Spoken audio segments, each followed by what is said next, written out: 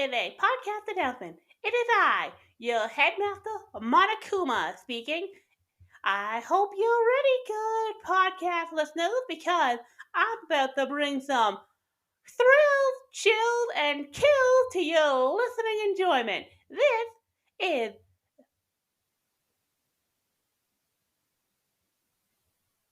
the Killing Podcast. I want to see some blood. Goodbye.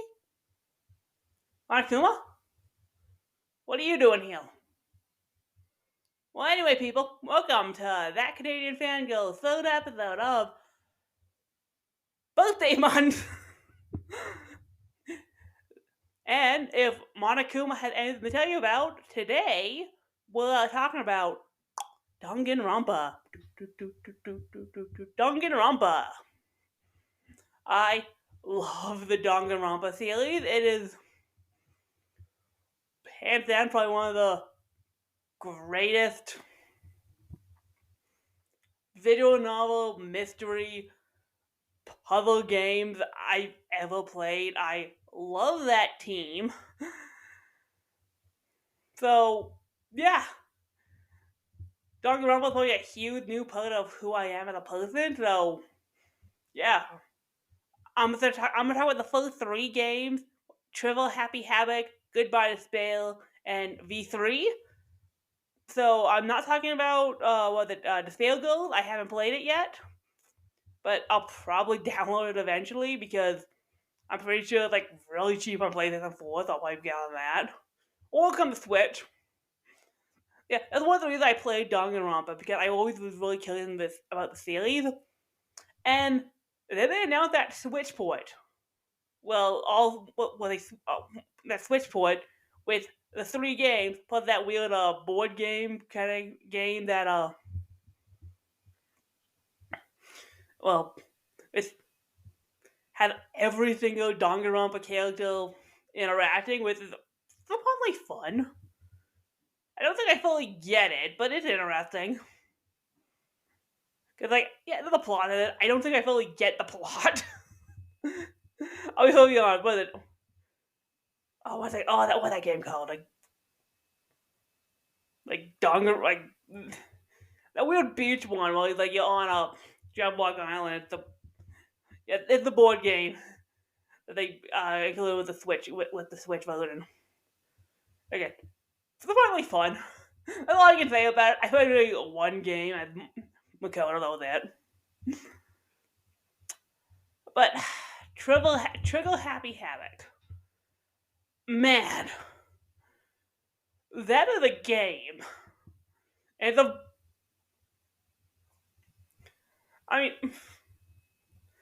it's a pretty straightforward formula of the Danganronpa series. You have 15, so that's 16 high school students trapped in a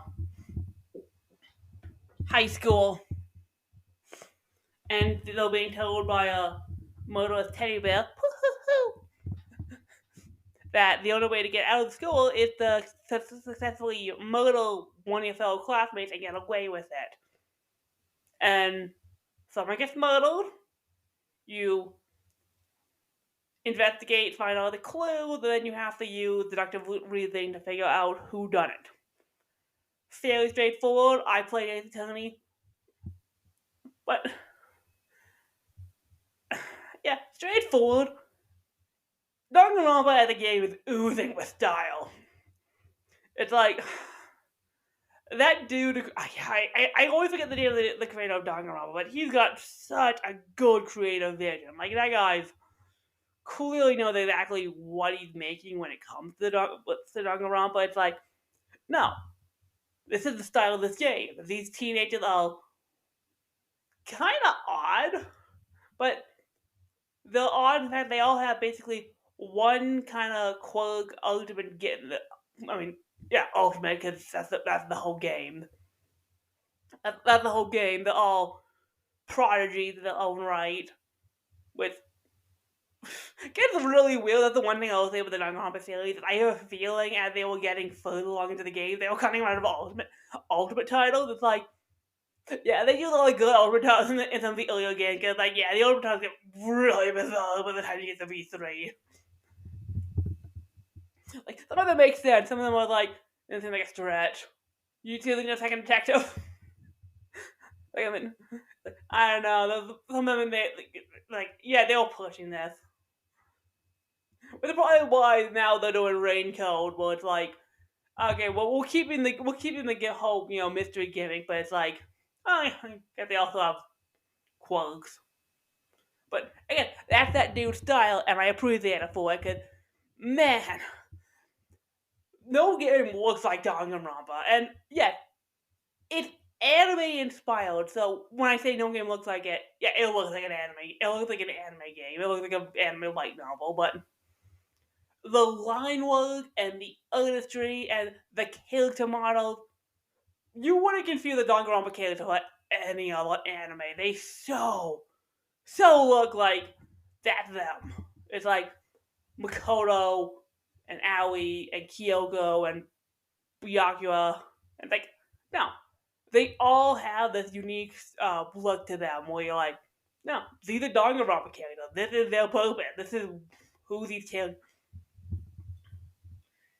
characters are, and it's just fun. I mean, Danganronpa is basically broken down into basically three parts. You have a school life section where, as main character Makoto, you travel around the school, talk to your fellow classmates, survivalists, and form stronger bonds to get to know them. And those are all fun in their own right, because a lot of the characters are so out there. Like, there are conversations in this game where it's like, yeah, these games are fun. And then, plot happened, someone gets murdered, you have your investigation part where you go around gathering clues, and then you have your trial. And trials take up most of the game, and trials basically are your gameplay. And yeah, gameplay in Danganronpa is not super, intense.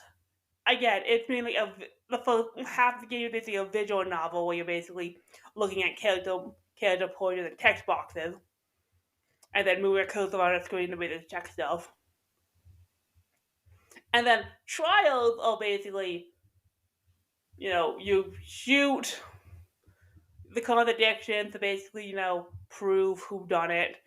You have Hangman, which is always fun because it's basically like, all right, do you know what the answer is? Can you spell it? Which is always fun because at the same time it's like, no, I can spell it.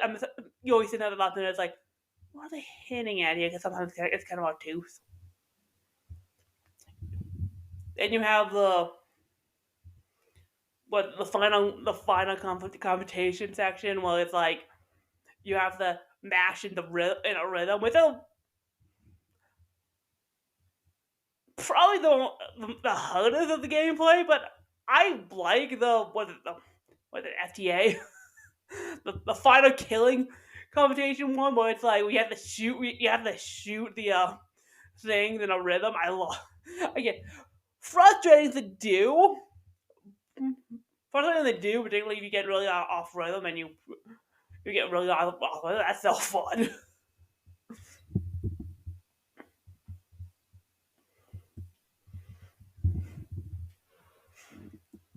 But again, Danganronpa is not a game you play for gameplay, because there is no gameplay to the game. You play Danganronpa for the story and the characters, and the story is great. It is, again, it's a murder mystery. It's like, why are we trapped in Hope Peak Academy? Why is there a murderous teddy bear basically telling us to kill? Who are the people you're trapped with? And then, as the story progresses, you learn more about the story and the tragedy and the most awful event in human history. I think that's what they call it. Like, it's so long, like 5 descriptors for that thing.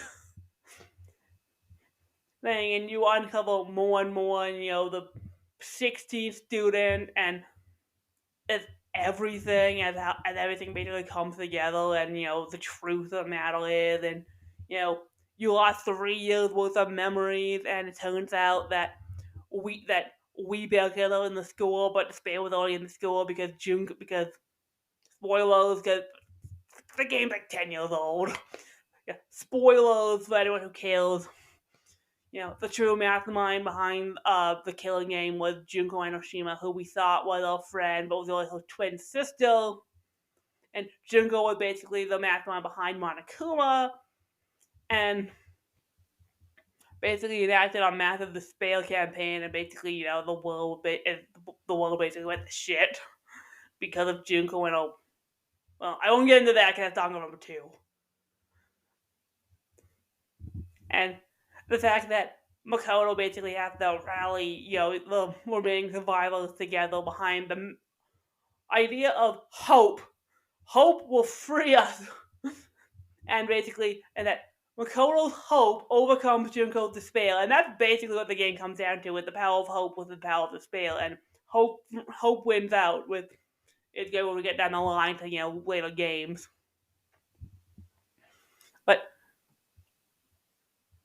man. And again, the cast is great. It's like, Makoto's a little bland, but I love Makoto as the main character. It's like, and yeah, you get Bryce Papenbrook to voice Makoto. Makes sense. At the time, Bryce Papenbrook had, like, main character energy. He voiced so many protagonists, and he does fine for Makoto. Then I think one of the Erica voices, one of the Erica voice actors voices Kyoto. Was one. Is it Hulucho? Maybe Hulucho. I could be wrong. I can't remember what the Erica, but it's like that's great. Junko is an amazing villain. I know a lot of people get really tough, but for Junko, for what she is a decent villain. Like, a lot of people think it's coming down to that she's kind of bored, and that she thinks that the spell is the one true path, though. And Junko's amazing, flip flop of her multiple personality, that she goes from you will the peasant thing to basically the analytical to the cutesy to everything. Like, that's all great. Byakuya is a fun character who's basically supposed to be the high and mighty rich snob, and it's very much that, but Byakuya had a lot of depth to him. And then you have Fuko, the crazy writer, and her split personality of Gentai Jack or Gentai Gel. It's like, oh yeah, her split personality is she's really a serial killer who kills guys. Within the great twist in that one case, they realize, oh, there's a serial killer in our midst. Obviously, another killer. It's like, nope.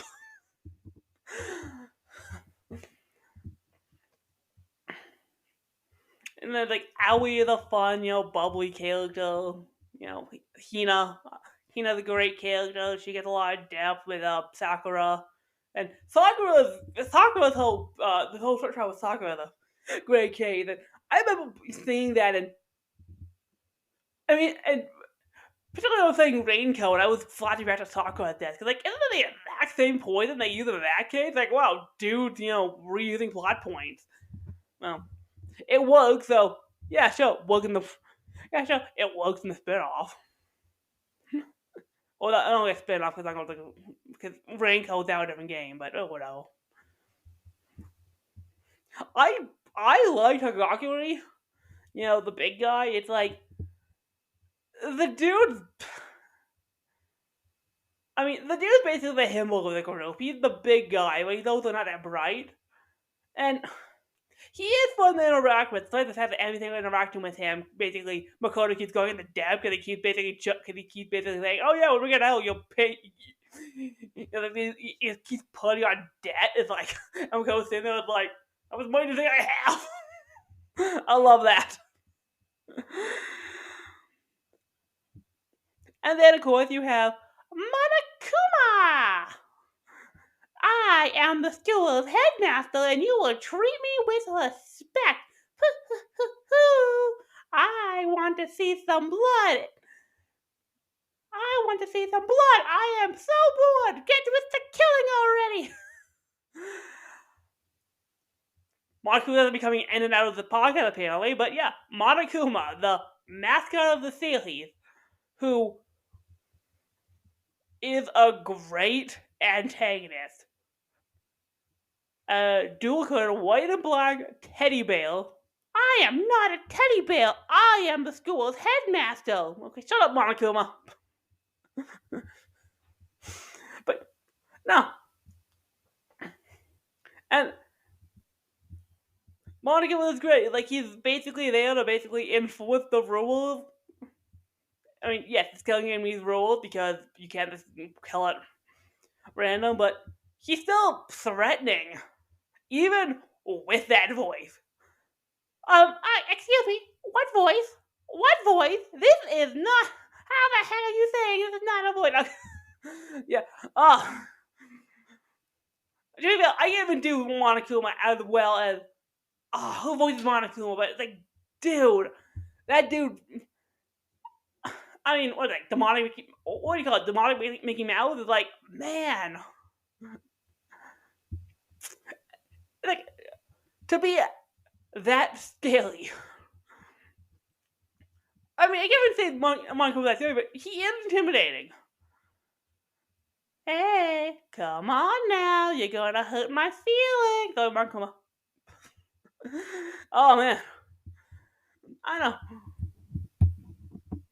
And, yeah, it is kind of, a thing that Monokuma might be more than just a robot created by Junko, particularly at the end, very end of the game when it looks like Monokuma has been discovered because Junko's been destroyed and he comes back to life. It's like, is Monokuma with clearly making they were gonna make a sequel, but it's like even without Junko controlling him, Monokuma clearly has something on something else going on. It's like Monokuma is his own character. He's not just,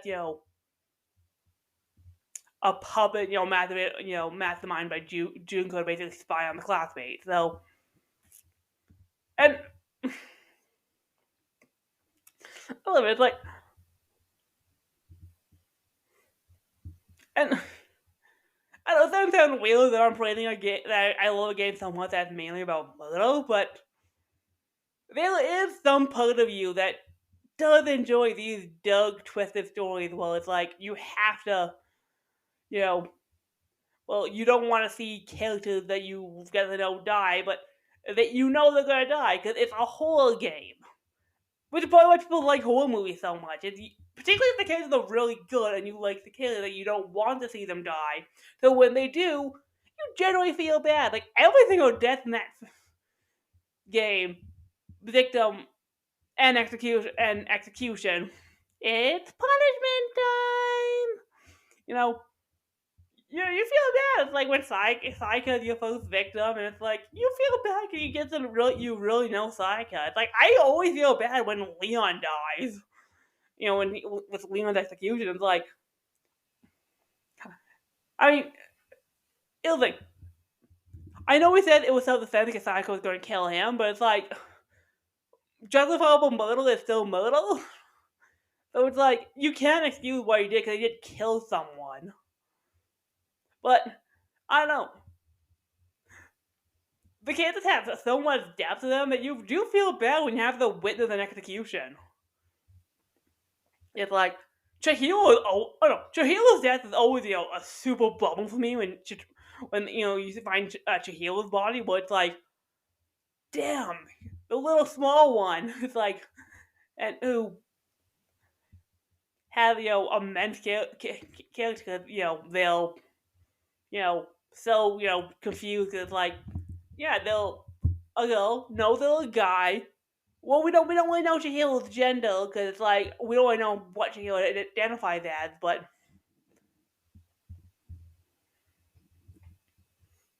I don't know, Shahila's always a bum for me, just because Shahila's, has some decent, build up and you get to talk to them, and then,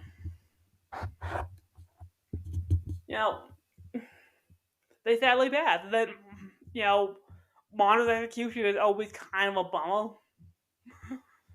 You know, again, you don't really feel bad because they killed people, but at the same time, it's like, the execution's all hers. It's like, you do feel bad every single time Monica has punished the models because they got found out. And then you had,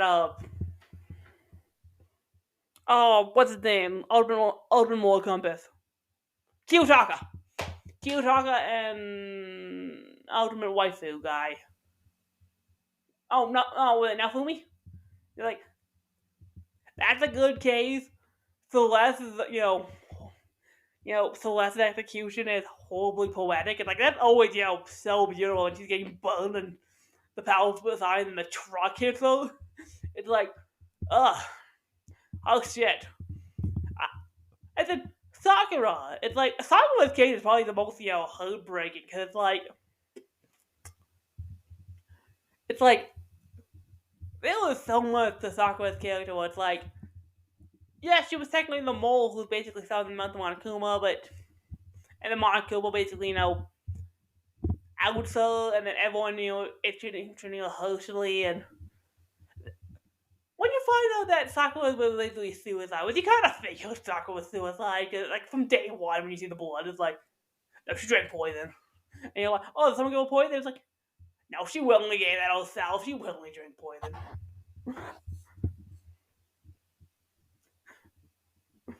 Like, I kind of figured that was a suicide, but yeah, it's still a great case. And then they have to, and then Alter Ego's death is harsh.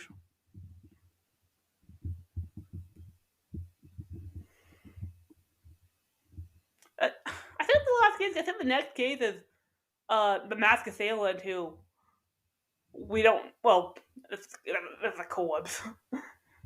Because against Junko and Junko, because it was like Moko Ikasaba pretending to be Junko, whatever. Plot twist, But that's all. Here's the thing: the final case is so thrilling. But I'll be honest, I think I accidentally offered them to a bad end because because it's between Makoto and Kyoko for murder victim, and they do that flashback scene. Anyone who played Danganronpa knows what I'm talking about. Well, Makoto remembered what Kyoto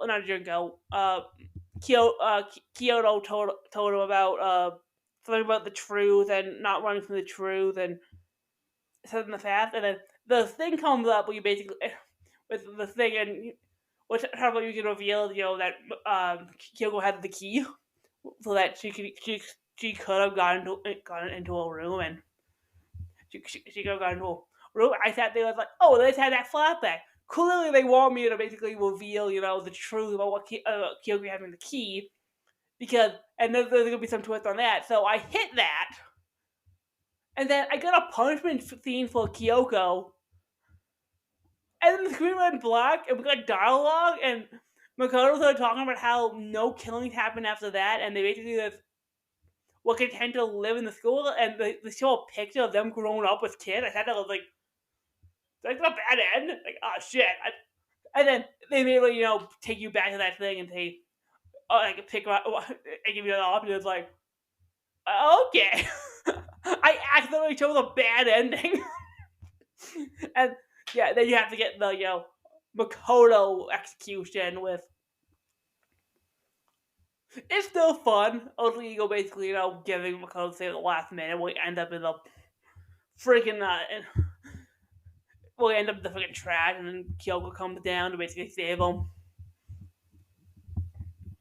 And that whole thing is great because that leads to the final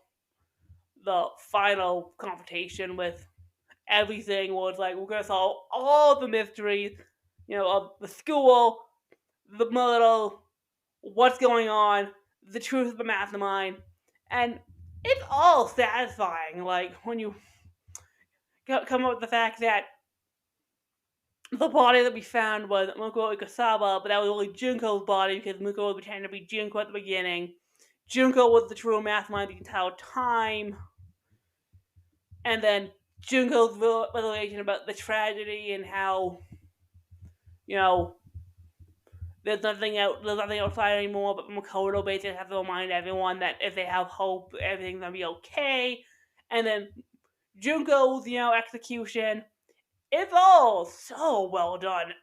Danganronpa is like a perfectly told story. It's like, it is so interesting, tightly knit. It's like, nah, this is a good story.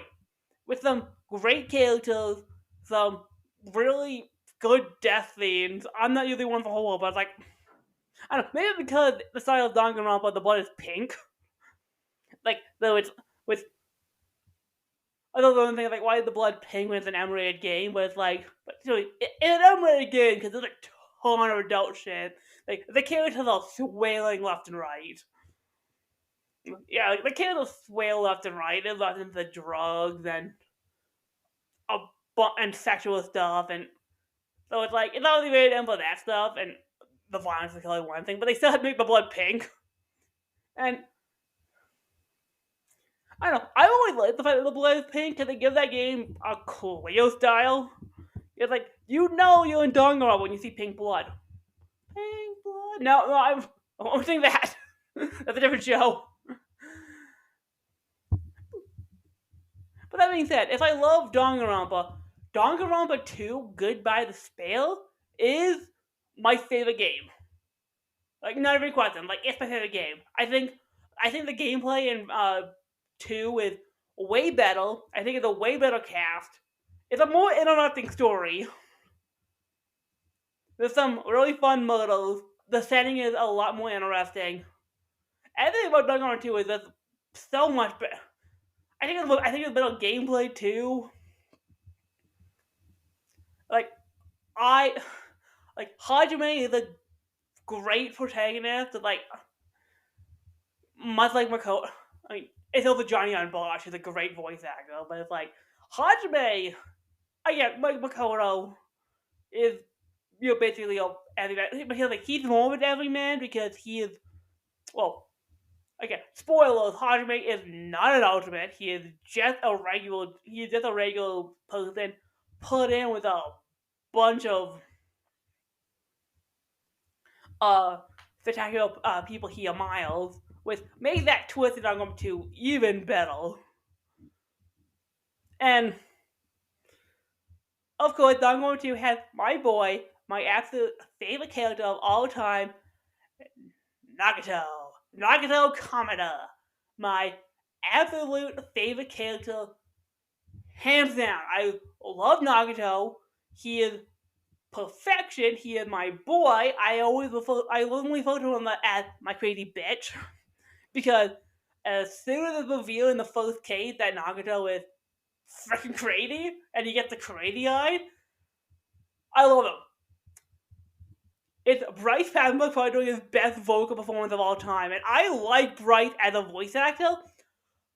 Holy shit, I think Nagato is one of his best performances. And I've seen Attack on Titan. I love his portrayal as Eren Yeager. He is, particularly in the final season where he has to go like really Doug. I would have loved it if in Attack on Titan he went Nagato crazy with Eren, which probably wouldn't have worked in the different characters, but Nagato is my favorite performance of it. I absolutely love how unhinged he gets as Nagato. The droning on and on about how hope is so much better than despair and how it doesn't that he wants to create so much despair because he knows the ultimate will rise and I love Nagato. I love the bit when he's in the locker room in the puzzle box and he has the gun and he plays Russian roulette backwards while he's like, oh, I trust in my luck, and he has a fully loaded gun and with one empty slot, and he gets the one empty slot when he pulls the trigger. It's like, I love him. Nagato, I love you. I love Nagato. And I love the way he did with Hajime. I think it's like some of the best stuff. Like them looking off each other is the best. Like, besides my boy Nagato, the cast in Danganronpa is again. I like the cast. I like Chiaki. I like what what's his name? Nagato. Oh, it's been a while. It's been a full year that I played the game. Oh, Soja, Princess, Gundam Tanaka, Awane, Himiko. It's not a well-rounded, fun cast. And like again, it's the best. I think it's the best cast. Like Monokuma returns, but we're introduced to another robot animal with Monami, who is who is who is the little Hope Rabbit, and Monami is a great character to basically be a forward to Monokuma. like that's fun. Like again, the gameplay is different. I mean, the game is not that different. They did add, but I mean, the only difference in the gameplay is you can see Hajime running about the island when you're traveling to the different islands. But I love Jablock Island's setting. I think it's so much more interesting. You don't have to go trapped on a bunch of tropical islands, and every single island basically has something different that you can explore. The idea of the mono beasts are cool. That's I do like the improved gameplay when you get to the trials. Okay, was that the game when they introduced the white noise and you have to shoot down the white noise? I think it was that game. Like that was fun. I don't know. It had a little more challenge to be able to take the contradiction. We had that. Can't name the improvements to the rhythm stuff was fun because that made it more frustrating because that was way more timed than it was in the first game. But I do like how they did improve it. Hangman's Get was still fun. Again, it was mainly how can you spell the answer to the puzzle. I don't know. I think my favorite thing is the dive sequence where you have to basically answer the question and you have to basically with basically leads in new logic routes. Like that was so interesting. You're speeding through basically no pathway and you basically and you basically have the two paths and you have to choose the right one. Love that. That was so interesting. But yeah, my God, the twist in Danganronpa 2 that one is, I mean, there's like 5 twists in that game. With what made that game fun? One, the fact that it's not real. The entire twist of that you're in a simulation, and that these are basically the remnants of the spell that were tainted by who were Hope Peak students. These were Hope Peak students who were tainted by Junko, and these are the guys who were basically causing the spell in the real world. And they were all captured by the Future Foundation, put into a simulation to basically, I guess, bring them back from the spell by finding them with hope. I don't know. That was really neat, particularly when you get to the last level when you're in Hope Peak Academy, from the first game, and it's all gray. Like that was so cool. I love that part. That was fun. Particularly when you see the weird glitching, it's we get the Matrix. What the hell? And you're talking to Alter Ego that Makoto apparently rebuilt. How? I don't know. Apparently they would say Alter Ego's code. Alter Ego writing the simulation program. And I don't know, the fact that the remnants of the spell apparently mutilated their bodies with Junko's body, they were cutting off Junko's arms and her legs, and someone implanted her eye, is oh, that's creepy. That is so creepy. And then of course, Hajime's twist. Azuro Kamakura. It's like that was really cool that you were playing as a Zoro who was basically the ultimate that was literally that hoping Academy to be the ultimate, and then Junko basically tainted with despair, and Zoro basically was so smart. He basically owed the entire thing, and basically Hajime basically realized he is or was a Zoro. I don't know. It's a fascinating to it, but when you see at the end with the long hair, it's like no, it's okay. It is a twist. I can't say I saw it coming. It's like, oh, that's so. Oh, again, everything about two is my favorite. And of course, Junko comes back at the end because it's revealed that Azul Kamakuro basically implanted basically an AI of Monokuma and Junko into the simulation that they lowered him into, and that's how Monokuma came back. And somehow that meant there was like a AI version of Junko. It's weird, but like I guess you need Junko. I guess you need a combination with a Junko with like fair enough. You can't have it be Monokuma because Monokuma is a mascot. But my favorite game. And then you get the Danganronpa V3. I'm gonna preface this by saying I liked V3. I again V2 is my favorite game. I can't say it's better than 2 because it's not better than 2. But I don't know. There are people who are like, I don't know, who kind of dismissive on V3. I liked it for the most part. I still like the new setting was kind of cool. You know, the new school. The mono colors were a neat addition because like we had mono. They wanted mono me to basically offset, and so now Monocuba's got like 5 cubs who are basically all kind of following your Monocuba's footsteps and basically founding the spell. And the Monocubs are really cool. I like them. The cats, I actually like the cats of V3. It's like I like Kaede and Shuichi. I get Shuichi's kind of a vagina because you're another ultimate detective, but it's like Kaede be the ultimate pianist. It's like, okay, that's cool.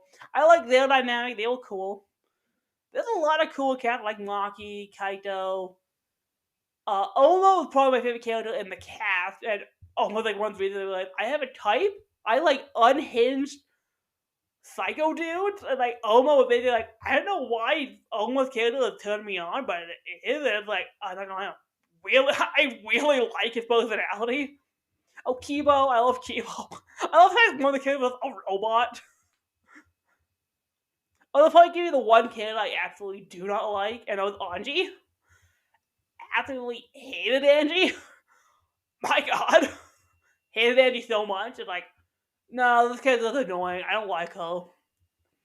And I get what they were doing with Andy as a character in that game, but it's like, no, this is not working for me. She's too obnoxious. Particularly the entire arc, which is like having the weird school bit.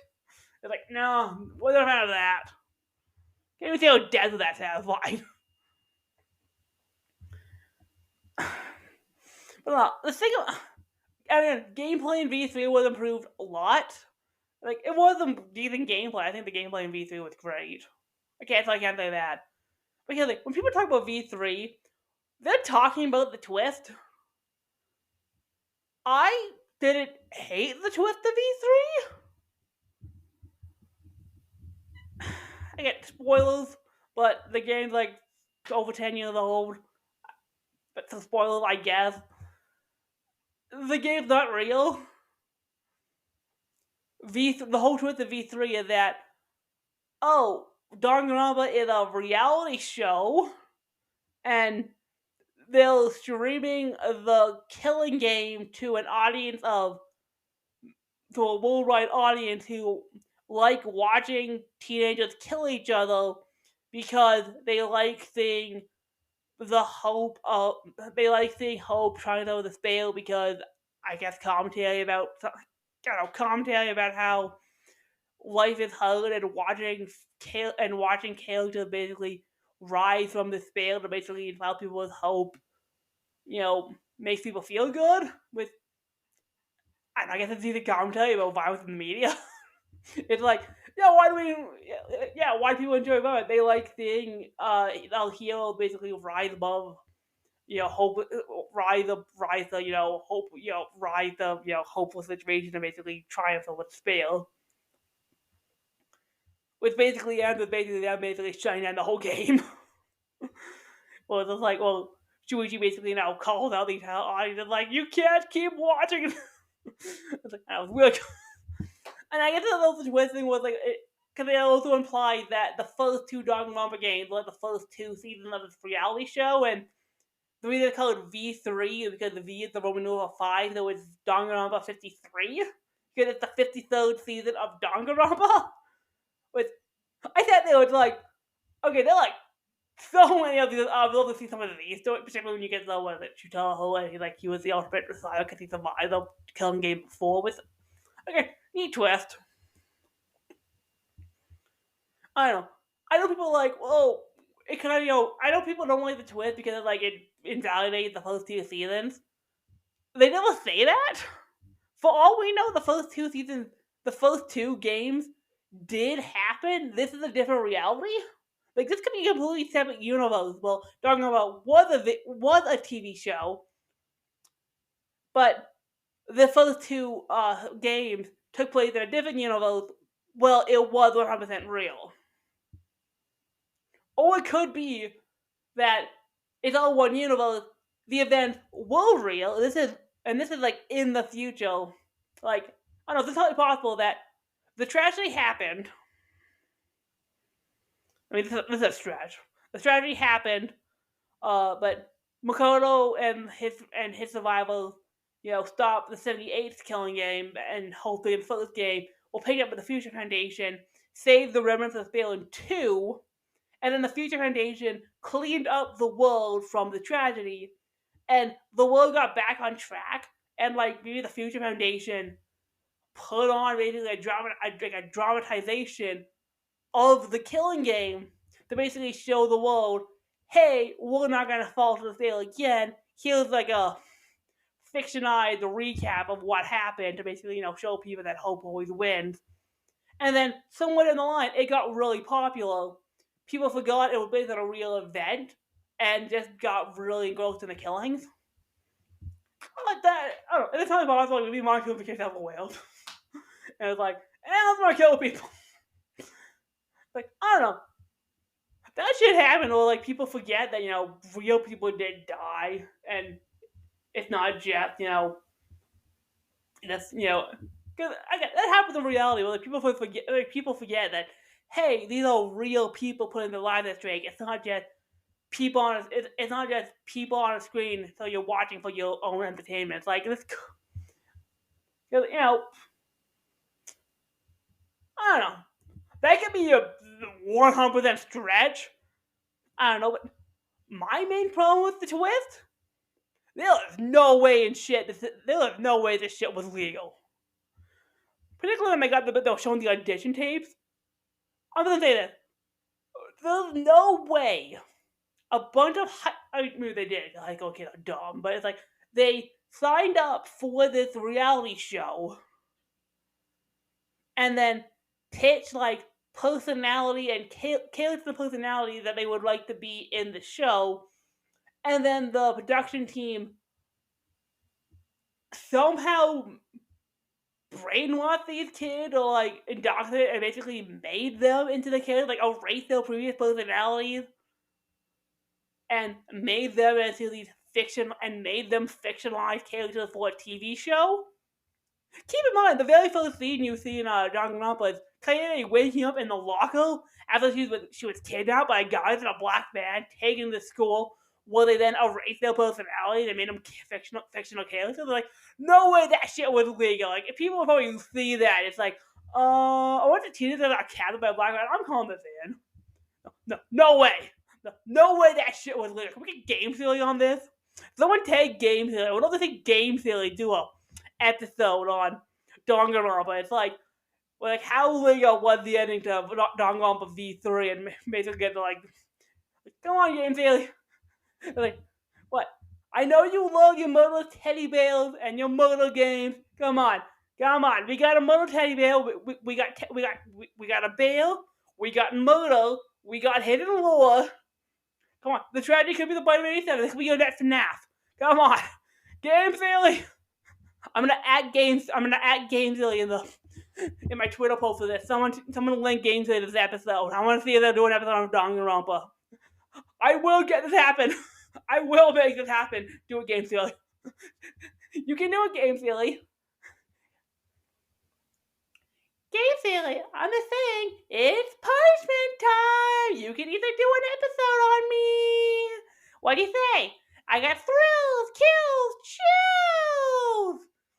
The first person to do an episode on Game Theory, I'll punish everyone but the Blacken. And that person gets the right to watch more Game Theory.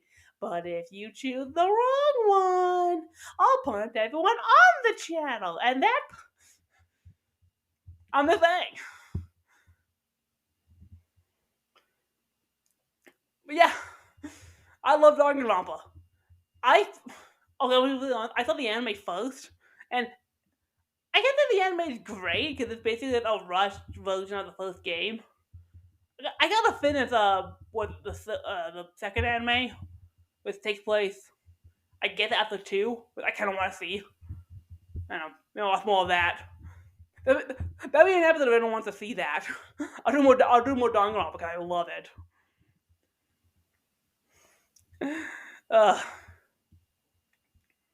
But yeah, love me Danganronpa. I think it's again that. I'll say again, that creative team behind Danganronpa, I love their work because they always have the most extreme ideas.